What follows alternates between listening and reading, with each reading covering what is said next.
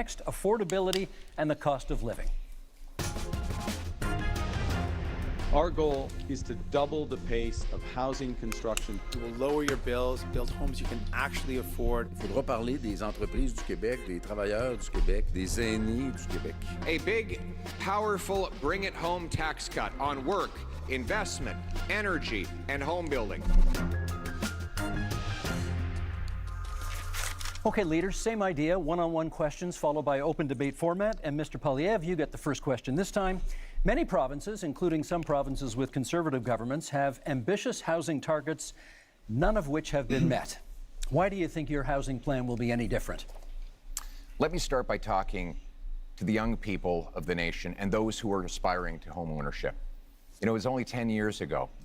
You could buy an average house for $450,000. Even 5 years ago. But in the last lost Liberal decade, housing costs have doubled, rising faster than in any country in the G7.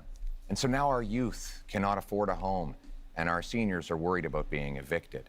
We can't afford a fourth Liberal term of rising housing costs. We need a change. To be fair, not just seniors, like the people who manage to buy the house.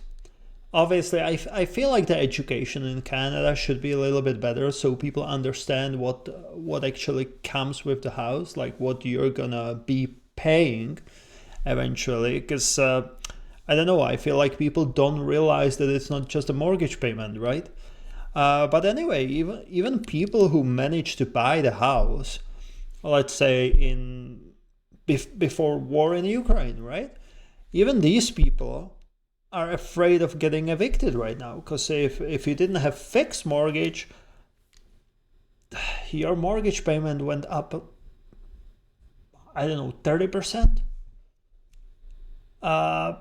Well, yeah, like for me, it went up by, I would say 30%, which is crazy. I know right now it's going down, but somehow it's going down so slowly that I'm still nowhere near the original price. But anyway, like even people who manage to buy the house are just afraid of losing it, because it's the affordability and the cost of the living is just so freaking expensive. And you know, the GST holidays we had, what are we talking about? GST is what, like 5% from your groceries? Like you can't really feel it unless you're buying food for, I don't know, for 20 people. You don't really feel 5%. It's what, like $5 for every $100 spent on the groceries. It's ridiculous. And like originally I thought, okay, so GST is gone, so I'll probably not gonna pay any taxes on the groceries, right? There was still some tax, man. Change. And our Conservative plan for change will, 1, axe the federal sales tax on new homes. 2, incentivize municipalities to cut their construction taxes to bring houses down in cost by $100,000. 3, sell off federal land for homes. Sounds great. And 4, train up 350,000 young trades workers who can help build those homes. Because you deserve a home, and we're going to make it happen for a change. Also on the issue of affordability, Mr. Singh, you get the next question. How do you bring down grocery prices in the midst of a trade war? I appreciate the question. This is a big concern. When I talk to Canadians, they tell me they're really feeling squeezed from the cost of living. That's one of the top things that people tell me about. For sure. People are saying, I can't afford to buy groceries. Every time I go to the grocery store, it's just ongoing worry and this feeling of anxiety that can I actually afford the things that my family needs? Do you remember 5 years ago you went to one grocery store and buy everything over there? You went by, I don't know, man, ice cream, chips, and you just grabbed it, put it to the basket, and didn't worry how much it's gonna cost, right? Now fast forward till today, I'm going to 3 different grocery stores, because let's say milk is cheaper in Walmart, but then the produce is better in Superstore, and then they have discount there and Costco, right? All of that stuff. And yeah, it's just ridiculous. Like even 3 years ago, I paid $200 for groceries for a whole week. Now I pay $200 for 3 days. And again, the salary, I got better job, but the salary didn't really become better, right? Like my previous job still pays the same thing, like same amount like before. So it's not like we started making more money as a Canadians, right? Everything just got more expensive. On top of that, people are worried about the cost of homes. I think those are the two biggest things I hear. So we can do things about this. Other countries have taken concrete steps. We can put in a price cap on food essentials. France has done it, Greece has done it to great success. It's brought down the cost of food significantly in both those jurisdictions. We can also ban corporate landlords from buying up affordable homes to keep homes that are affordable. Yep. We can make things better for Canadians, but it requires having the courage to take on the powerful corporations that are ripping you off, that are price gouging you. And we know that price gouging is one of the major reasons why food prices are going up. You're never going to hear Pierre Poilievre or Mr. Carney talk about the fact that these are the corporations ripping you off. Thank you, Mr. Singh. That's time. Mr. Blanchet, I want to ask you about old...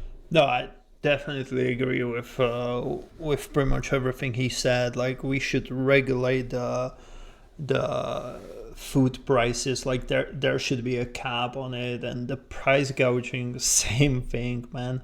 Do you remember right before the carbon tax how the gas got like crazy expensive?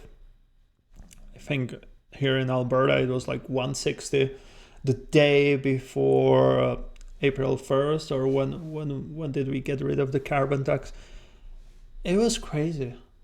And like don't tell me that it was only because of the fuel tax that was restored. To me, that was definitely price gouging, and I was kind of disappointed because Alberta, obviously, we have Danielle Smith, who's conservative, right? To me, it was kind of like, why didn't you take care of it? I know it was kind of price gouging only for, 5 days, but still, like, for me, I fuel up twice a week. So even those 5 days, I had to pay this crazy amount or crazy expensive gas, and it's ridiculous since we live in Alberta, right? Like, what are we talking about? On my drive to work, I see at least 4 oil fields, like ridiculous. So no, with this point, I definitely agree with Mr. Singh that there should be better regulation. But then the question is how it's going to affect our economy, right? Old age security, which will soon cost this country $100 billion annually. We understand you would like to expand it. How would you pay for that? We would want it to be just for everybody because the Liberals have created a discrimination against elders which are 65 to 75 years old, having 10% less income from federal government than those who are over 75. But the best way to do it is to have everybody pay its fair share in terms of tax, which means that one should not be entitled to hide money in fiscal paradise in order not to pay him or his clients or friends. Wonder who he's talking about. Billions of dollars in taxes that could be used to help the situation of elders. And this is ridiculous to me. Obviously, he's talking about Mark Carney and his Bermuda money and whatever. And even just moving his Brookfield headquarters from Toronto to New York, like you're literally taking money away from Canada. Because you're still taxpayer, right? But because you moved the company and because you stashed the money somewhere else, you avoided the taxes. And now you're prime minister. How, like, that should automatically disqualify you from being prime minister because you're supposed to represent the nation, but at the same time you're pretty much taking money away from a nation. I understand for the businessman and even just the person, right? You don't want to pay taxes, you want to avoid it. But if you're aspiring to become prime minister, and he is right now acting prime minister, right? It's just to me, this itself is just conflict of interest. Like, come on, that's ridiculous. And people need to talk about it more. Those are things which are supposed to be applied to everybody. There are a lot of questions to be answered about that. Other ways to do it is to reduce the pressure on housing price, to make sure that the whole budget of elders and families and workers can afford houses which have increased dramatically in price. Merci, Monsieur Blanchet. That's time for this one. Mr. Carney, I want to ask you about housing. Let's talk about one more thing regarding affordability. Nowadays, if you bought the house, let's say 5 years ago, you're not even able to downsize because yes, you will sell your house with profit of it, right?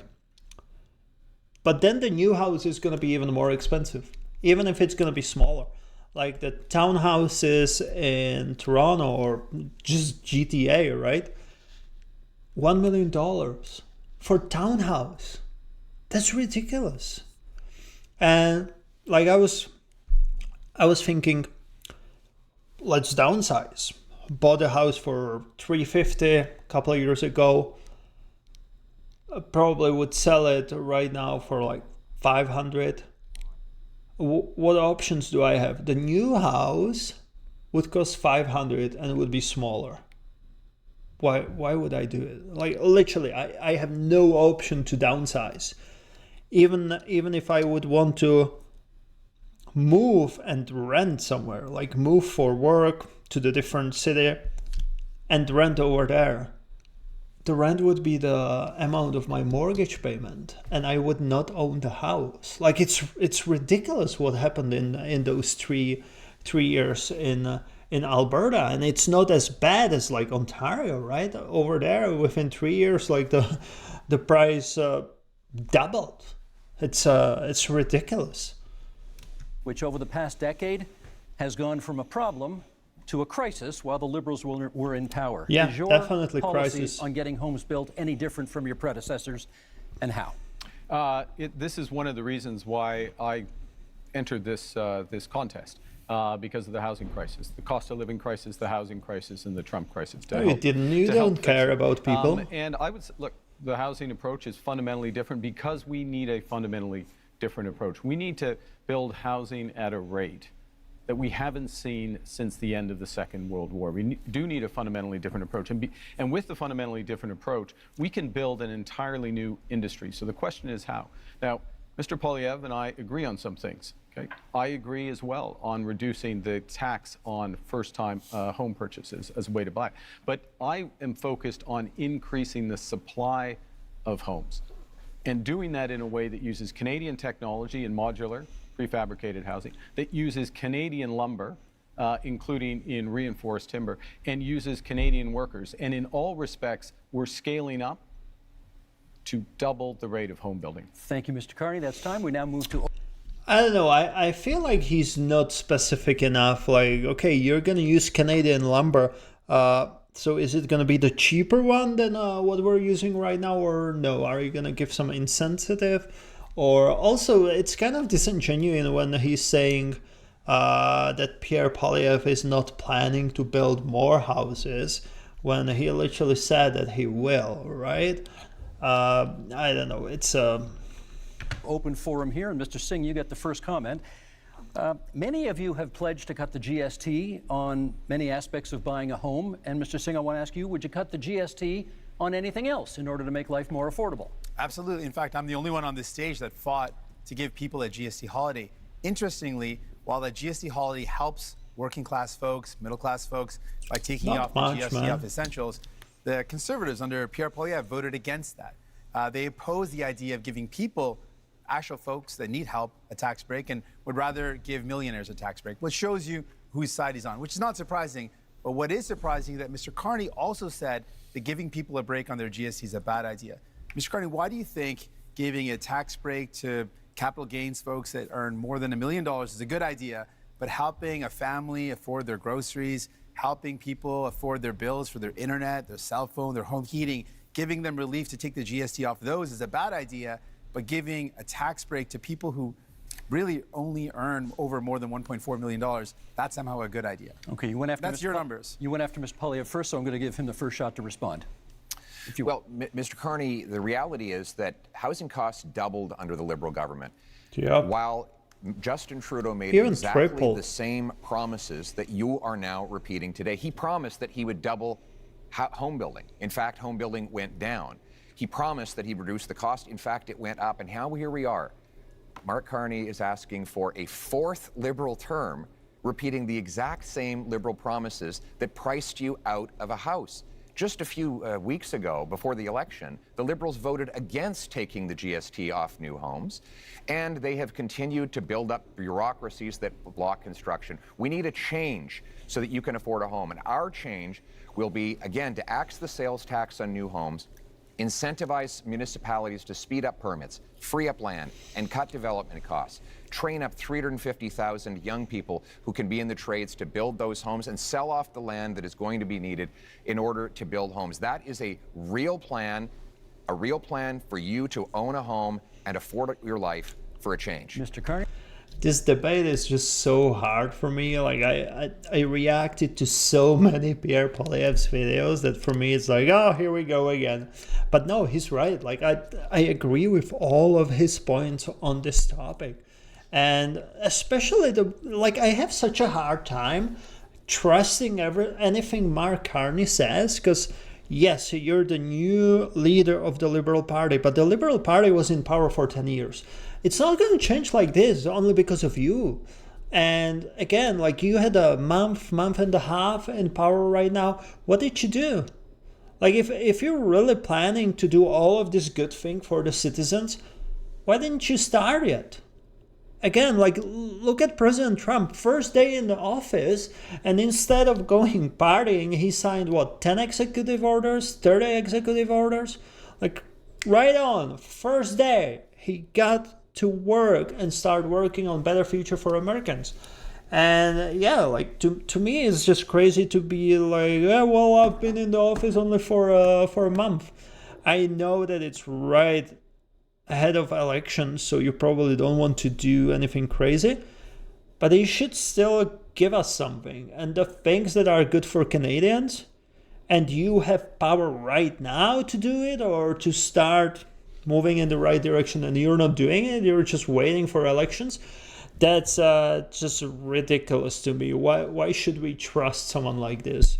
Someone who's telling us, if you elect me, I will do it, even though right now I have that power and I'm not doing that. I don't know, ridiculous. They're coming at you from both sides. What do you say? Okay. I know it may be difficult, Mr. Poilievre. You spent years running against Justin Trudeau on the carbon tax, and they're both gone. Okay, they're both gone. And we're doing a pretty good impersonation of them with the same policies tonight. Very different. Look, I'm a very different person from Justin Trudeau. Focus is on results. Were you his economic advisor? I feel like Mark Carney is more dangerous than Justin Trudeau. Like Justin Trudeau, to me, he was kind of a puppet, kind of like an actor, right? But Mark Carney, I feel like he's the person he's a businessman. And I think for him, it's still about his own interests, not about the Canadians. So I feel like he's more dangerous than Justin Trudeau. That's just my opinion. To drive results in the housing market, you've got to change the model of building. How? You've got to increase the financing for housing developers. $25 billion on the table for those housing developers. $10 billion for deeply affordable homes. Cutting development charges in half, lowering the cost of the building of those homes by 20%. And lowering the emissions and the run costs of those homes by another 20%. This is how you drive affordability. This is how you bring young people back into the housing market. Exactly what Blanchet Trudeau and then Mr. promised. Singh. You claim to be very different from Mr. Trudeau. Now, the point is to show that you are any better than Mr. Trudeau. You claim to have a lot of experience in many things, and you know things. Last time we had somebody saying that they knew things, it was the senators, and they killed the law that protected supply management because they knew better than us and were elected by nobody, exactly like you are today. Ooh, I You like say this that you guy. are a great crisis manager.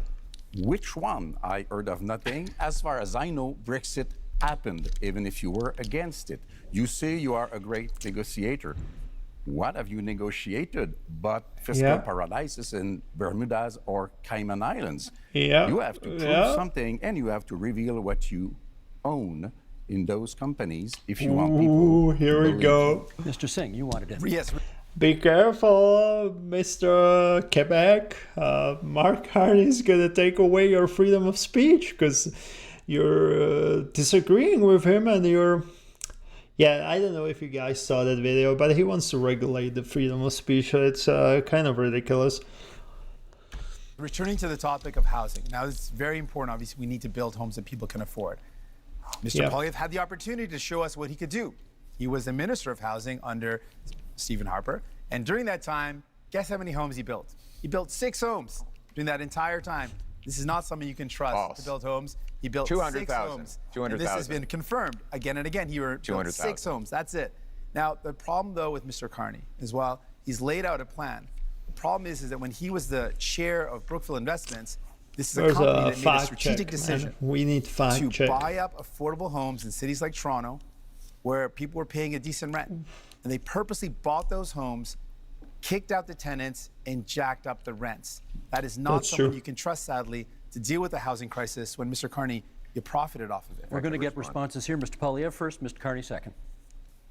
First of all, Mr. Singh, hold this up to remind you. the Toronto Star, the Toronto Star debunked your falsehoods. No, it was 6 homes, and I that's the appreciate facts. neither Liberals or NDP are very good with math, but in that You're year, clearly- the year I you was can the count up to minister, if 6, I which could, is great. the year I Mr. was Singh, let's let him answer. in the year It's I not was high enough, though. the year I was minister, we had 200,000 homes built, and guess what the average price of a home was at the time? $450,000. And guess what happened and at the end of the Conservative reign? one bedrooms rented doubled. out for $900, and that since that time, housing costs have actually doubled 900 under is the not Liberals. bad. They doubled And on now the we have Conservatives, too. now we have Mr. Carney making tens of billions of dollars of spending promises that will doubled under ultimately you as well. continue to build bureaucracy. We don't need more bureaucracy in Ottawa. We tried that for 10 Liberal years, Mr. Carney. What we need is to build homes in communities. Certainly and don't that need means Conservatives. axing taxes on home building and getting the government out of the way so that builders can actually build. I think, Mr. Carney, can I pick up?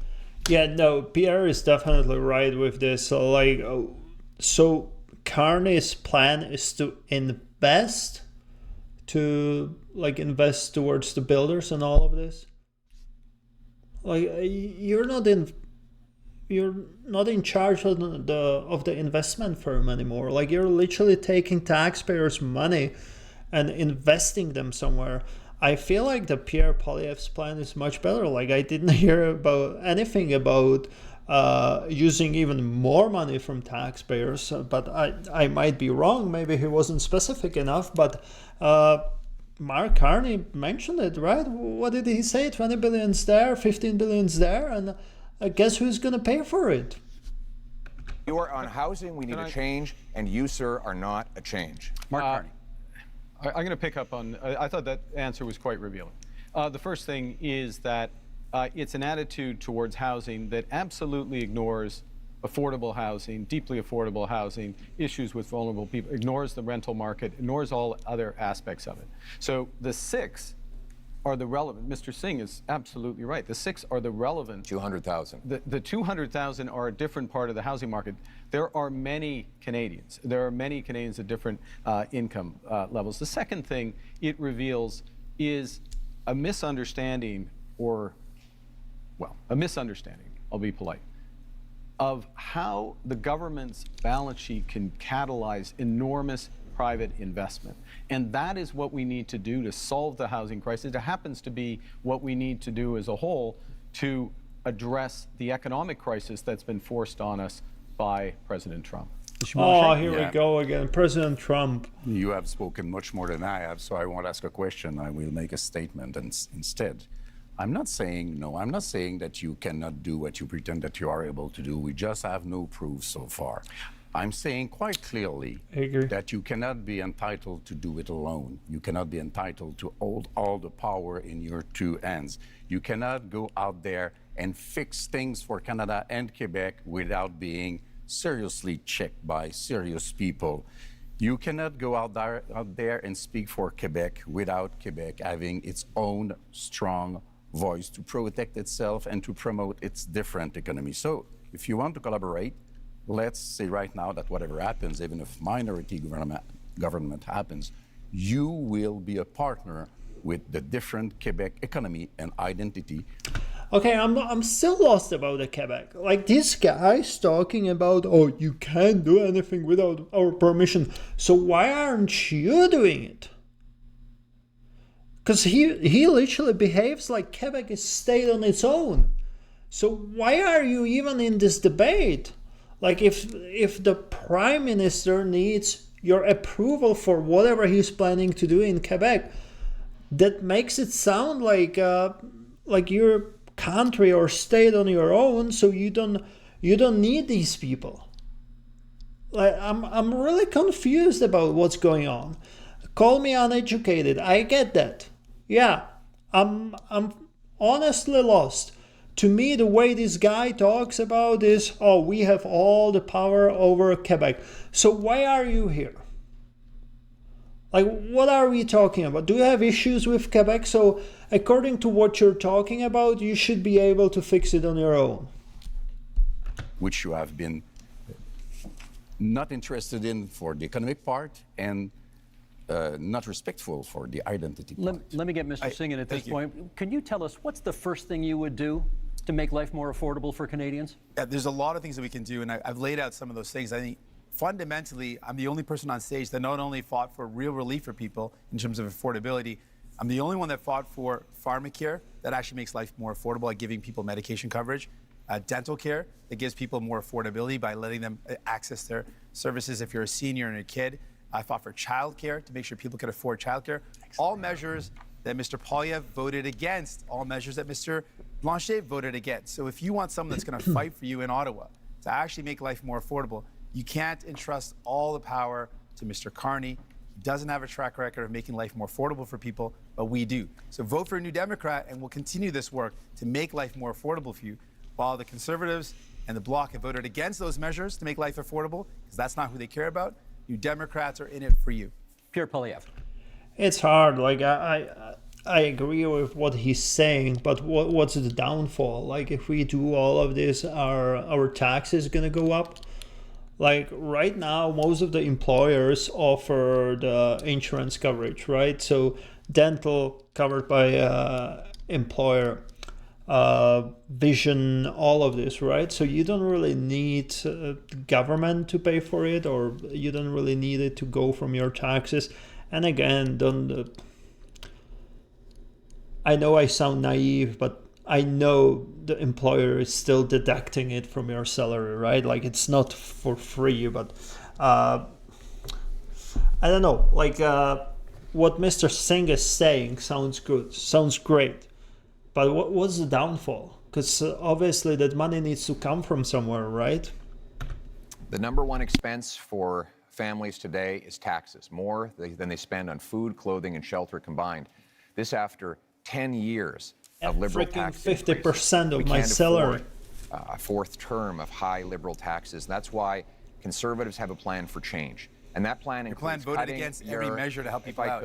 Cutting income taxes by 15% for the average worker and senior, saving a working couple up to $2,000, rewarding hard work again. Because hard work is actually being punished. I wish they came up with the same things President Trump is planning, no income tax. And in this case, even if they lower the federal income tax to be 10% or something like that, it would still be great, right?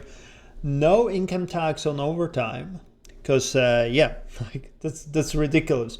You pay more, I mean, you work more, you give more money to government, so you pretty much just work for government, right?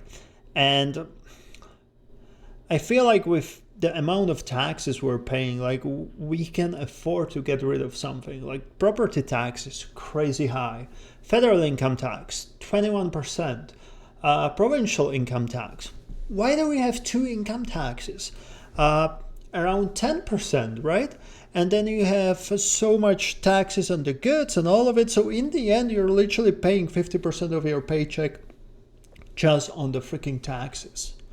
And I feel like you should be able to cut down on something. And yes, 15% lower income tax sounds great, but how much is it actually? So it's 15% out of, are we talking out of 20%, I guess? So yeah, it's not like it's gonna become 5%, right? It's literally 15% out of those 20% you're paying right now. So in the end, it's gonna be just not significant, like he said, $2,000 per year though. So it's better than nothing, but I feel like they need to do more. Actually being punished because of the very high taxes. Now, the Liberals promised 10 years ago they would lower them. They actually raised taxes on 9 out of 10 Canadians. We need a change in this country because your hard work should once again pay off with a powerful paycheck that buys you an affordable home So you want to save on people a safe street, $2,000, and that's what we will deliver. You want to save people $2,000, but cut their dental care, That's which false. is thousands of dollars. False. Cut their child care, which is thousands of dollars. Cut pharmacare coverage, which is thousands of dollars. False. That's not a very good math deal right there. You're going to save people $2,000, but cost them tens of thousands of dollars. That's why you cannot afford conservatives, and you certainly can't trust the Liberals Mark on Carney's their own. turn. You need New Democrats. Mark Carney. I'm going to reinforce that point, and then I'll respond to Mr. Blanchet. Child care in this country, $3,000 to $10,000 a year for a family, depending on where you live. Province, jurisdiction. Depending on where you live, that's what's being saved there. $800 per trip to the dentist. We've expanded dental Province, care to 8 jurisdiction. million Canadians. Because we 8 forced million Canadians. because New Democrats were there. Pharmacare. These are fundamental issues for affordability. We're talking about affordability and taking them off in order. That's why you need to New cut Democrats. tax. That's not what I've said. And I in will be terms cutting of income taxes working with Quebec, for Canadians. yes, absolutely. Throughout the short time I've been Prime Minister, working directly with the Premier of Quebec, our Minister of Foreign Affairs, our Minister of Finance are from Quebec. Quebec and Quebec issues, whether it's Why supply haven't you answered management, Mr. language, Legault's letter? He asked 5 things in the letter. He reduced his expectations. We're talking about- And you did not even answer him. And tonight, you are so much in love with Quebec. Steve, the question that Canadians have to ask. Why vote for conservatives? We're going to save you $2,000, He's got but cost you Mr. tens of Singh. thousands. Mr. Singh, sorry, he has the floor. Come on. The question you have to ask is, after a decade of Liberal promises, can you afford food? Is your housing more affordable than it used to be? What is your cost of living like compared to what it was a decade ago? And are you prepared to elect the same Liberal MPs, the same Liberal ministers, the same Liberal staffers all over again for a 4th term? Mr. Carney, Justin Trudeau's staffers are actually here with you at this debate in Montreal, writing the talking points that you are regurgitating into the microphone. How can we possibly believe that That's you are painful. any That's different painful. than the previous 10 years of Liberal 25 government? seconds left in this segment for you to respond to that. Look, I do my own talking points. Thank you very much. The biggest risk we have to affordability, the biggest risk we have to this economy is Donald Trump. Oh, so first my and foremost, God. we've got to get that right. Secondly, we need to do it in a Oh, way jeez. that brings everyone along together. That means preserving pharmacare, dental care, child care, reinforcing health care, spending our whole social safety. Intrusion in clock is Quebec on- jurisdiction the- over and again. I like the if clock we is were on any zero. better than we are. The clock is on there zero. one thing Canadians can do that Quebecers cannot do? You are doing intrusions in our jurisdiction with our money, pretending you are better, and most of the time you try to copy what we did with our own money against us. What's that as a policy? Don't you have your own things to care Gentlemen, about? that really is time for this segment. I wanted to be polite and let everybody finish their I'm points, but far we behind, got to move so on. I took the liberty. Thank you.